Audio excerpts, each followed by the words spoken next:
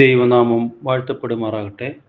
ഈ YouTube channel കൂടി എന്നെ ശ്രവിച്ചുകൊണ്ടിരിക്കുന്ന എല്ലാ പ്രിയപ്പെട്ടവർക്കും കർത്താവായ യേശുക്രിസ്തുവിൻ്റെ നാമത്തിലുള്ള സ്നേഹവന്ദനത്തെ അറിയിച്ചുകൊള്ളുന്നു. യോഹന്നാൻ്റെ സുവിശേഷത്തിലെ ചിന്തയിലേക്ക് ഏവർക്കും സ്വാഗതം. യോഹന്നാൻ്റെ സുവിശേഷം 5-ാം അധ്യായത്തിലെ ചിന്തകളാണല്ലോ ഈ ചാനൽ കൂടി ഞാൻ പങ്കുവച്ചുകൊണ്ടിരുന്നത്. യോഹന്നാൻ്റെ സുവിശേഷം 5-ാം അധ്യായത്തിലെ ആദ്യത്തെ ഭാഗത്ത് കർത്താവ് ഗലീലയെ ശുശ്രൂഷയ്ക്ക് ശേഷം യഹൂദന്മാരുടെ ഒരു ഉത്സവത്തിനായി യെരുശലേമിലേക്ക് കടന്നു വരുന്നു. അവിടെ ബെഥെസ്ദ എന്ന കുളത്തിനരികെ ധാരാളം രോഗികൾ കിടന്നിരുന്നു. അവിടേക്ക് യേശു വന്ന് 38 വർഷം രോഗിയായി കിടന്ന ഒരു മനുഷ്യനെ കർത്താവ് സൗഖ്യം നൽകുന്ന കാര്യമാണ് കാണുന്നത്. അവിടെ കർത്താവ് മറ്റാരെയും സൗഖ്യമാക്കുന്നില്ല. 5-ാം അധ്യായത്തിൻ്റെ 6-ന്റെ അവസാന ഭാഗത്ത് യേശു ഈ മനുഷ്യനോട് സൗഖ്യമാകുവാൻ മനസ്സുണ്ടോ എന്ന് ചോദിക്കുന്നു.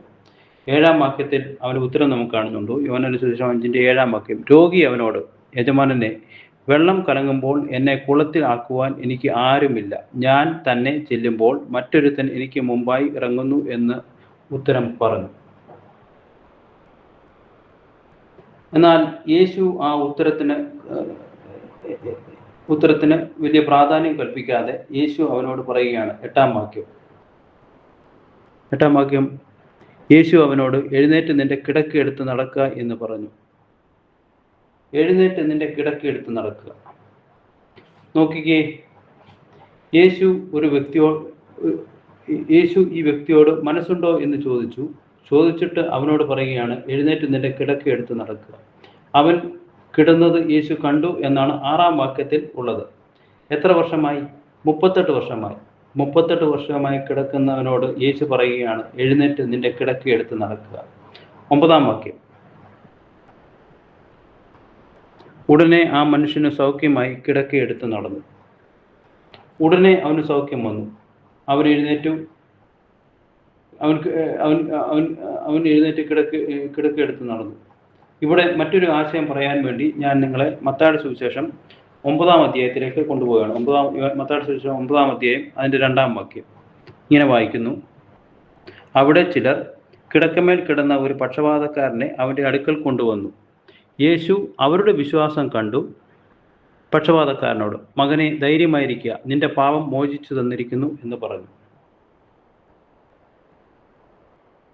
അവിടുത്തെ വിഷയം ഒരു പക്ഷവാതിയായ രോഗിയെ 4 ആളുകൾ ചുമന്നുകൊണ്ട് വന്നു ആ വീടിൻ്റെ മേൽക്കൂര ഇളക്കി യേശുവിൻ്റെ മുമ്പിൽ വെക്കുന്നു. അവിടെ നാം വായിച്ചു കേട്ടത്, യേശു അവരുടെ വിശ്വാസം കണ്ടിട്ട് പക്ഷപാതക്കാരനാണ്. ആരുടെ വിശ്വാസം കണ്ടിട്ട്? രോഗിയുടെ വിശ്വാസമാണോ?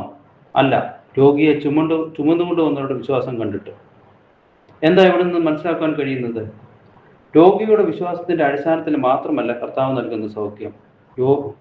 രോഗി വിശ്വസിച്ചില്ലെങ്കിലും കർത്താവ് സൗഖ്യം നൽകുന്ന സന്ദർഭമുണ്ട്. ഇനിയും അപ്പോസ്തലന്മാരുടെ കാലത്തെ ഒരു സംഭവത്തിലേക്ക് ഞാൻ നിങ്ങളെ കൊണ്ടുപോവുകയാണ്. അപ്പോസ്തല പ്രവൃത്തി 3-ാം അധ്യായം 6-ാം വാക്യത്തിൽ 3-ാം അധ്യായത്തിൽ 6-ാം വാക്യത്തിൽ സുന്ദരം എന്ന ഗോപുരത്തിൽ ഇരുന്ന് തുറവിയിലെ മുടന്തനായ ഒരു മനുഷ്യൻ, അവന് സൗഖ്യം വന്നു. എങ്ങനെയാ സൗഖ്യം വന്നത്?